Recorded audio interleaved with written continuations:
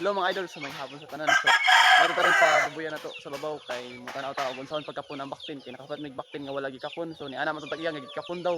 Kay ni ana among technician nga wala man gikapon pag hikap namo na itlog. So positive nga murag naagi itlog. So sido gayon.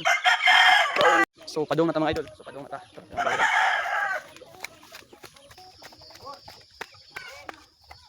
Baby. Anong kabuk?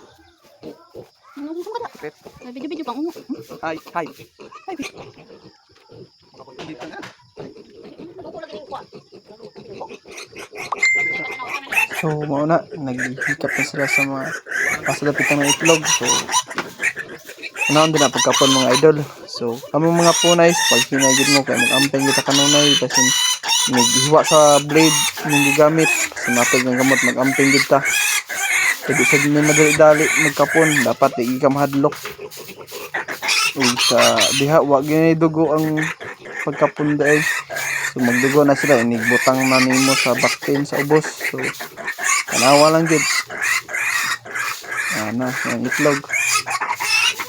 So mo na mga idol mo tong itlog yung ikupton tara.